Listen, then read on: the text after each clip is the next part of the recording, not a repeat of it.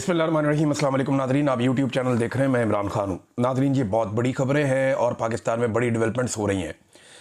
Number एक, आसिम मुनीर साहब की पॉलिसी है, उसके तहत मेजर जनरल अहमद शरीफ साहब पहुँचे। ये DGISPR है, खैबर पख्तूनख्वा में, पेशावर में। उन्होंने जाके वहाँ पर प्रेस कॉन्फ्रेंस की। गुज़िश्ता रात ऐसे लग रहा था कि ये प्रेस कॉन्फ्रेंस का जो अनाउंसमेंट किया गया, ये इसलिए जाएंगे कि अफ़गानिस्तान में एक एरियल स्ट्राइक पाकिस्तान ने की है काबुल के नज़दीक पक्तिया में, और इस पे जो वहाँ की हुकूमत है उनका बयान भी आ गया, उनकी वजारत दिफा का। वो कह रहे जी काबुल की फ़ज़ाई हदूद की खिलाफ वर्जी की गई है पक्तिया में और सिविल एरिया पे हमला किया गया है। नुकसानात किस किस के हुए ये उन्होंने नहीं बताया इस बयान में, लेकिन उन्होंने कहा जी कि हम इसकी मजम्मत करते हैं और फिर अब कार्रवाई भी करेंगे। ये हमला उस वक्त हुआ जब इंडिया ने यह फ़ैसला किया है कि जो सफारती मिशन है अफ़गानिस्तान में, वो उसको तब्दील करने जा रहे हैं सफारत खाने में। ये गौर कीजिए, बहुत बड़ी डेवलपमेंट है। इंडिया अब पाकिस्तान के साथ, पहले तो वो बराह रास्त खुद भी लड़ा और उसको हजीमत उठानी पड़ी, लेकिन अब इंडिया ने एक नई हिकमत अमली बनाई है कि वो अफ़गानिस्तान की तरफ से पाकिस्तान पर दबाव डालेगा, अफ़गानिस्तान और पाकिस्तान के हालात को ख़राब करवाएगा। और इसमें जो इस वक्त पाकिस्तान की मिलिट्री एस्टेब्लिशमेंट है वो खुद बड़ा अच्छा रोल प्ले कर देगी। अफगानिस्तान के साथ हालात ख़राब करने में इन्होंने कोई कसर नहीं छोड़ी। इंडिया इस मौके से फ़ायदा उठाएगा, क्योंकि दिमाग नहीं है ना, हाथ में बंदूक है, बस वही बात समझ आ रही है। अक्ल के साथ काम नहीं कर रहे, इंडिया दिमाग के साथ काम कर रहा है। ये हर काम ताकत से करना चाहते हैं। इंडिया ना सिर्फ वहाँ से प्रेशर बढ़ाएगा, बल्कि इत्तलात आ रही है कि अक्टूबर या नवंबर में इंडिया दोबारा से एक एडवेंचर कर सकता है पाकिस्तान के खिलाफ, और वो उसकी तैयारी कर रहे हैं। ये चीज़ें हम बाद में डिस्कस करेंगे कि इंडिया क्या कर सकता है, क्या कर रहा है। पहले आप ये देखें कि अहमद शरीफ साहब जो DGISPR हैं, वो जब पहुंचे खैबर पख्तूनख्वा में, पेशावर में, तो उन्होंने कौन सी अहम बातें की। एक तो उन्होंने इमरान खान साहब पे नाम लिए बगैर तनकीद की और बार बार तनकीद की। ये एक पैगाम है मिलिट्री एस्टेब्लिशमेंट की जानिब से कि गंडापुर जैसा असासा जब हट गया है तो अब हम खुद आ गए हैं यहाँ पे। बाकायदा जो आने वाला वज़ीर आला है उसको धमकाया गया है, जो अंदाज था बात करने का उसमें धमकी थी, और वो आने वाले वज़ीर आला को भी एक पैगाम था। सियासतदानों को रगेदा गया, उनको रिस्पॉन्सिबल करार दिया गया दहशतगर्दी के लिए, और एक अजीबोगरीब बयाना DGISPR ने वहाँ पे बयान किया। मैं आपको भी सारा सामने रख देता हूँ और सबूतों के साथ रखूंगा, साबित करूंगा आज, क्योंकि वहाँ मौजूद सहाफ़ियों में तो तपड़ ही नहीं है, कोई बात ही नहीं कर पाए और कर भी नहीं पाएगा। मैं बिला वजह ऐसी कहूँ कि हम लोग सुपरमैन है, नहीं, हम भी वहाँ होते तो बहुत मुश्किल होता, मैं ये समझ सकता हूँ, लेकिन सवालात तो उठाने चाहिए थे। आप एक खातून ने बड़ा ज़बरदस्त सवाल उठाया, लेकिन चले मैं बताता हूँ। DGISPR ने कहा कि आज कौन कह रहा है कि दहशतगर्दों के खिलाफ ऑपरेशन ना करें, बातचीत करें। आज से 5-6 साल पहले कौन कहता था कि खारजियों दहशतगर्दों से बातचीत करनी चाहिए। उस वक्त वो रियासत के जिम्मेदार थे, आज वो रियासत में नहीं, फिर भी कह रहे हैं बातचीत करें। ये कहते हैं जिन लोगों ने आपके बच्चे मारे, सर काटे, उनसे बातचीत कर लो। ये कौन कह रहा है? DGISPR।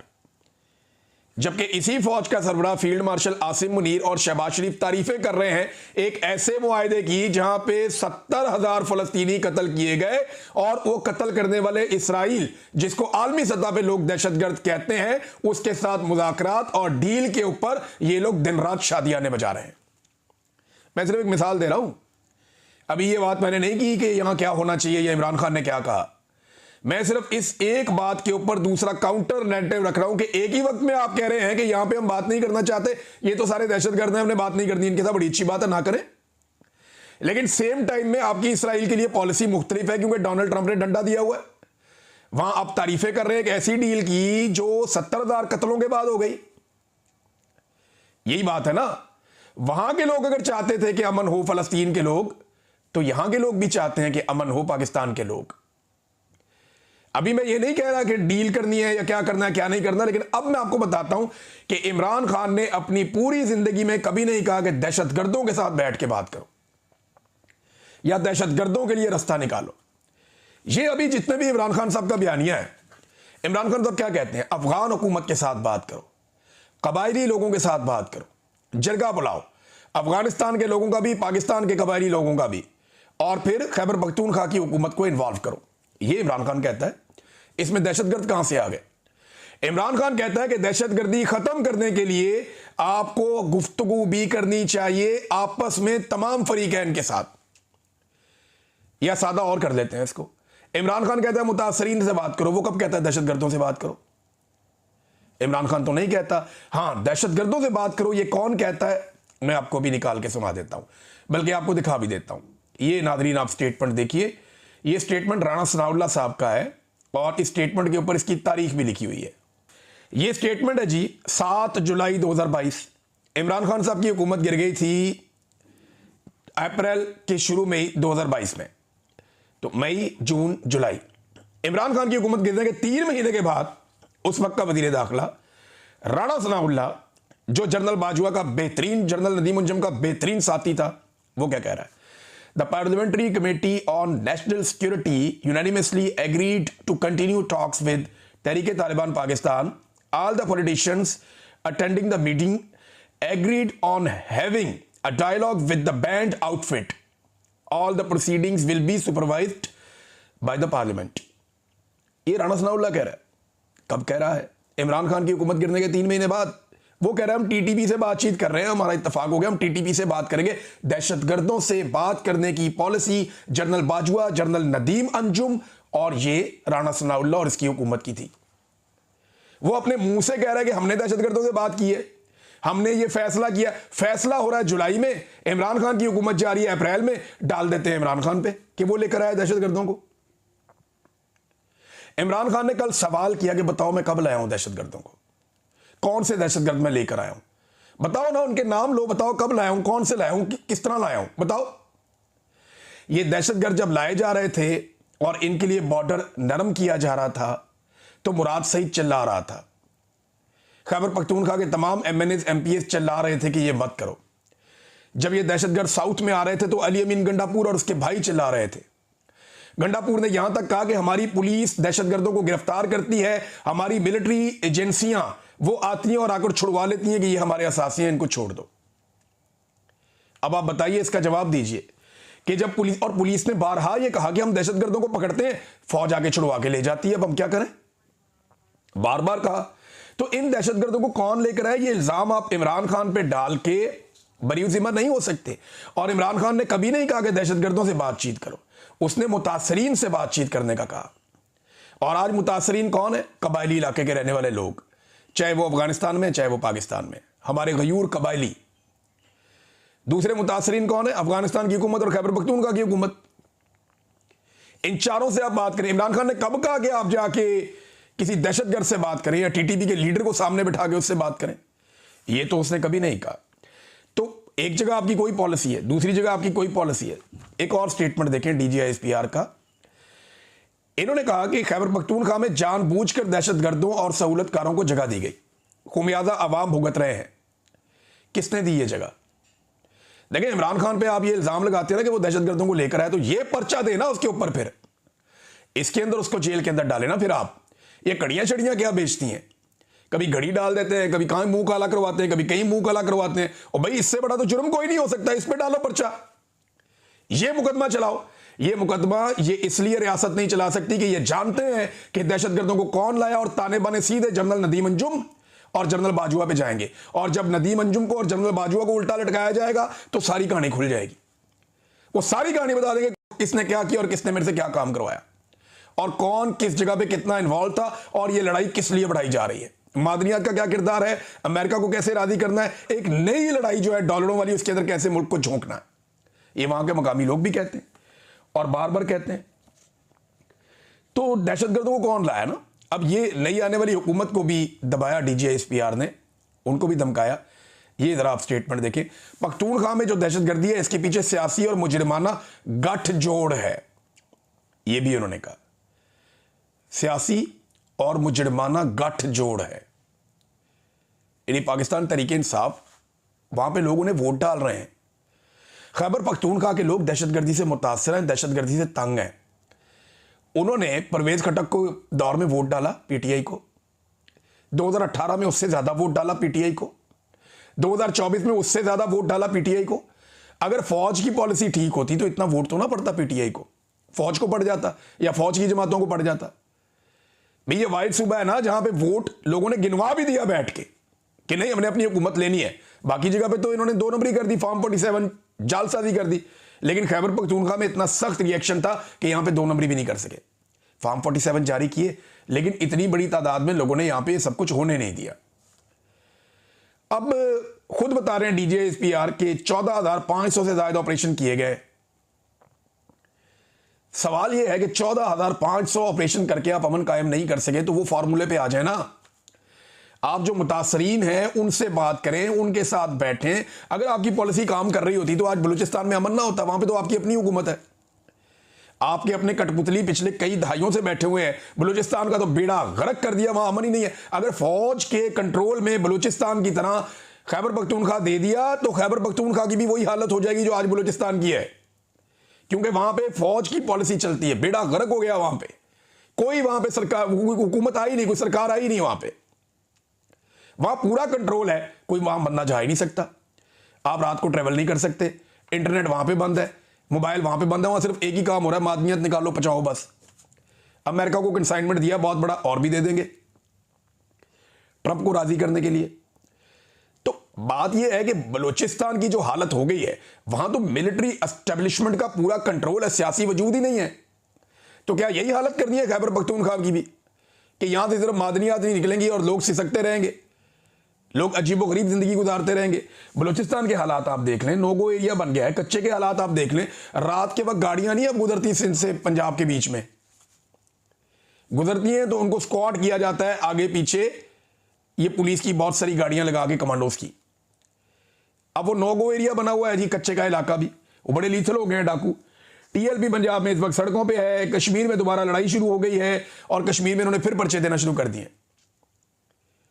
मुजफ्फराबाद के SHO की मुद्दईयत में शौकत नवाज मीर समेत बहुत सारे रहनुमाओं पे मुकदमा दर्ज हो गया कि नीलम पुल के ऊपर इन्होंने ये किया वो किया, वो कत्ल के, इक़दाम कत्ल के और दीगर मुकदमा दे दिए। वादे शादे कोई पूरे नहीं किए, इन्होंने दोबारा चढ़ाई कर दी। पूरे पाकिस्तान में पाकिस्तान की मिलिट्री एस्टेब्लिशमेंट ने जंग लगाई हुई है। पंजाब के अंदर इन्होंने तय किया तरीके लब्बैक से, पुरअमन तरीके से आगे अपना आप एहतजाज कर लीजिएगा। अब वो सड़कों पर निकले हुए हैं, देव मार कुटाई चल रही है हर जगह पे, बंदे कत्ल भी हो गए, बहुत सारे जख्मी भी हो गए, वो रिजवी बरादरान भी आ गए, वो सड़कों पे आगे की तरफ बढ़ रहे हैं। पुलिस उन्हें रोक रही है, पूरे इस्लामाबाद में रास्ते बंद किए हुए हैं, पंजाब में रास्ते बंद किए हुए हैं, कंटेनर लगाए हुए हैं जगह जगह पे, और ये एक नया तमाशा पूरी दुनिया को दिखा रहे हैं। IMF के साथ इनकी जो डील हो रही थी, वो जो एक डील होती है स्टाफ लेवल, वो अभी तक साइन नहीं हुई, उसकी इनको अलग परेशानी है। इकॉनमी का बेड़ा गर्क कर दिया। पाकिस्तान में गिलगित बल्तिस्तान से लेकर कराची तक, गवादर तक इन्होंने पाकिस्तान के हालात पर बात कर दी। और ये सियासतदानों पे कैसे इल्जाम लगा सकते हैं? ये सारे फैसले मिलिट्री एस्टेब्लिशमेंट के थे और उन्होंने ये फैसले किए। और अब मिलिट्री एस्टेब्लिशमेंट का फैसला है कि खैबर पख्तूनख्वा पे उन्हें पूरा कंट्रोल चाहिए। अब ये पूरा कंट्रोल करने के लिए सुहेल अफरीदी एक रुकावट है। PTI के अंदर मुख्तलिफ लोगों को यकीन दिलाया जा रहा है कि तुम्हें वज़ीर आला बनवा देते हैं, तुम्हें बनवा देते हैं, कोई 10 बंदे इकट्ठे कर लो, 8 बंदे इकट्ठे कर लो। वो सारे लोग हाथ खड़े कर देते हैं, जनाब इमरान खान जब तक नहीं कहेगा हम कैसे बन सकते हैं, इमरान खान को मनाया जाए। इमरान खान को जाकर बात की, जनाब KP में हुकूमत गिर जाएगी, सुहेल अफरीदी का नाम तब्दील करें। इमरान खान ने कहा गिराओ हुकूमत, नहीं तब्दील करता, साफ कहा उसने। वो नहीं मानता ये बात, वो कहता है हुकूमत गिरती है, गिरे, मैं सुहेल अफरीदी को भी तब्दील नहीं करता। सुहेल अफरीदी को बाकायदा ये कहा गया कि मिलो आके, उन्होंने कहा पहले इमरान खान से मिलूंगा फिर किसी और से, और इमरान खान की इजाजत से मिलूंगा, वैसे नहीं मिलूंगा। अब यह बंदा कैसे सूट हो सकता है एस्टेब्लिशमेंट को? गंडापुर तो जब मर्जी गायब होकर जिसको मर्जी मिल लेता था। सुहेल अफरीदी को जब पैगाम दिया गया कि आकर मिलो, को बातचीत करें और रास्ता निकालें, उसने कहा जी पहले अपने लीडर इमरान खान से मिलूंगा, उसकी इजाजत मिलेगी तो फिर किसी और से मिलूंगा, वरना नहीं मिलूंगा। गंडापुर को यह करना चाहिए था, गंडापुर ने यह नहीं किया। लेकिन सुहेल अफरीदी की नामजदगी के बाद ये DGSPR का वहां जाकर प्रेस कॉन्फ्रेंस करना, ये पैगाम है कि कुछ और कर दिया जाएगा, तो करके देख ले। खैबर पख्तूनख्वा में एस्टेब्लिशमेंट की पॉलिसीज को इतने लित्तर पड़ने हैं कि इनकी पॉलिसी सूझ जाएगी, जो खैबर पख्तूनख्वा के अंदर लोगों ने करना है इनके साथ, और अभी कश्मीर के अंदर भी होना है, GB के अंदर भी होना है। पंजाब के अंदर लोग भरे बैठे हैं, सैलाबज़दा इलाकों में इमदाद के लिए बगैर सिक्योरिटी के ये लोग नहीं जा पाते। लोग इतने भरे हुए हैं और इतने तकलीफ में, कोई काम इनका सीधा नहीं हो रहा। जिसको ट्रंप को खुश कर रहे थे उसको नोबेल पीस प्राइज भी नहीं मिला, अंदाजा करें आप। वो ये तो ट्रंप को खुद समझ होनी चाहिए थी कि इनके ऊपर मनूसत आई हुई है। जो खुद ही मनूस हैं, जिनके ऊपर मनूसत आई हुई है, उनसे नॉमिनेट हो रहा है वो। नेतन्याहू भी हार गया, शहबाज शरीफ भी हार गया, दोनों पार्टनर हार गए। नेतन्याहू और शहबाज शरीफ की जो मुश्तरका ख्वाहिश थी वो पूरी नहीं हुई। डोनाल्ड ट्रंप को अमन का नोबेल पीस प्राइज नहीं मिल सका। ये जो अमन का पीस प्राइज है ये मिल गया एक खातून को वेनेजुएला से, और ये नॉर्वेजियन नोबेल कमेटी ने एलामिया जारी कर दिया। उन पर इंतखाबात में हिस्सा लेने पर पाबंदी लगाई गई। जमात इलेक्शन जीती लेकिन उनके मैंडेट को नहीं माना गया। साथियों और कारकुनों के खिलाफ क्रैकडाउन किया गया। जमहूरी हुकूक, अवामी मैंडेट, अवामी बालादस्ती और जमहूरियत के लिए जिद्दोजहद के एतराफ़ में वेनेजुएला की अपोजिशन लीडर मारिया कोरिना को इस बरस का अमन का नोबेल इनाम दिया जाता है। अगर ये क्राइटेरिया है तो इमरान खान तो इसके ऊपर बहुत ज़बरदस्त तरीके से पूरा उतरता है। जो जुल्म और जबर इमरान खान साहब और उनकी जमात के साथ किया गया, उसके सामने तो ये वेनेजुएला में कुछ भी नहीं हुआ। लेकिन चले, इमरान खान को नहीं मिला, एक और हकदार को मिल गया, लेकिन डोनाल्ड ट्रंप को अमन का नोबेल इनाम नहीं मिला। वो काफ़ी मायूस है इस वजह से। उसका एक स्टेटमेंट भी आया कि मैंने तो 8 जंगें रुकवाई हैं। तो डोनाल्ड ट्रंप ने बड़ी कोशिश की, नेतन्याहू और शहबाज शरीफ ने उनके लिए बड़ी कोशिश की, लेकिन दोनों दोस्त जो हैं वो कामयाब नहीं हो सके और डोनाल्ड ट्रंप को अमन का नोबेल इनाम नहीं मिला। डोनाल्ड ट्रंप को सोचना चाहिए था कि किन से वो सिफारिशें करवा रहा है। ऐसे सिफारिशी जब कोई सिफारिश करें तो काम उल्टा ही होता है। नाज़रीन, अफगानिस्तान पर जो एरियल स्ट्राइक हुई उसके ऊपर जब सवाल किया गया DGISPR से, तो DGISPR ने उस पर वजाहत के साथ जवाब नहीं दिया। गोल मोल टाइप का उसके ऊपर जवाब दिया है, लेकिन अफगानिस्तान की तरफ से जो जवाब है उसमें क्लैरिटी है। लेकिन अब मैं ये पिक्चर आपके सामने रखना चाहता था कि दहशतगर्दी को ख़त्म करना है तो मिलकर ख़त्म करना है। फ़ौज अकेले बंदूक के साथ ये नहीं कर पाएगी और ये मुमकिन नहीं है। मकामी कबाइल को बिठाएं, जिरगे बिठाएं अफ़गानिस्तान में, पाकिस्तान में, अफ़गानिस्तान की हुकूमत, खैबर पख्तूनख्वा की हुकूमत, इनको इन्वॉल्व करें, दहशतगर्दों को तनहा करें, अलग करें, एलिमिनेट करें। जो तरीका है, जब आपको डॉलर मिलते हैं तो वो मुजाहिद बन जाते हैं, जब आपको दूसरी तरफ से डॉलर मिलते हैं तो वो दहशतगर्द बन जाते हैं। फिर कभी आप उन्हें फितनातुल खवारिज बना देते हैं, कभी आप उन्हें सीने से लगा लेते हैं, कभी आप कहते हैं सूफी मोहम्मद से हमारी टॉक्स हो रही हैं, कभी आप कहते हैं फजलुल्लाह के साथ अब हमने जंग लड़नी है, कभी आप कहते हैं कि ये लोग जो हैं अगर निहत्ते होते हैं, हथियार डालते हैं तो आए बैठें और बातचीत करें, कभी आप कहते हैं सर काटने वालों के साथ बात कैसे हो सकती है। यार किसी पास से खलो जाओ। हर 2 साल के बाद आपकी पॉलिसी बदल जाती है, एक नया चीफ आता है, एक और तरफ फौज को लेकर चला जाता है। पाकिस्तान की कोई कांस्टेंट पॉलिसी रही नहीं। कोई आता है वो कहता है जी हम उम्मत मुस्लिमा के लीडर हैं और हमने उम्मत मुस्लिमा की जंग लड़नी है। दूसरा आता है वो कहता है जी एनलाइटेंड मॉडरेशन ऑफ पाकिस्तान, हम पूरे एक रोशन ख्याल, हम एक नई तरफ चल रहे हैं। एक आता है वो कहता है कट्टर मजहबी टच दे रहा हूं, दूसरा आता है वो कहता है नहीं जी हम वेस्टर्नाइज होने जा रहे हैं। भाई ये मुल्क है, ये कोई एस्टेब्लिशमेंट के ऊपर आने वाले ऑफिसर्स की ख्वाहिशों पे तो नहीं बदलेगा, उसके मुताबिक तो नहीं चलेगा। मुल्क तो चलेगा जमहूरी नुमाइंदे। और अवाम क्या चाहते हैं? अवाम बार बार बता रहे हैं कि हम PTI को वोट डाल रहे हैं, हमें इमरान खान पे ट्रस्ट है, लेकिन बार बार धोखा दिया जाता है। अब नाज़रीन एक और खबर है, ये फ़लस्तीनियों के हवाले से मेहदी हसन साहब ने भी ये शुबे का इजहार किया है। मेहदी हसन वही सहाफ़ी हैं जिन्होंने ख्वाजा आसिफ साहब की अच्छी खासी दुर्गत बना दी थी। वो ये कहते हैं मैंने कल भी कहा था कि मुझे इस बात का बड़ा खदशा है कि इसराइल जो है वो इस डील को इस्तेमाल करेगा अपने बकिया यरगमालियों को छुड़वाने के लिए और दोबारा से बमबारी शुरू कर देगा।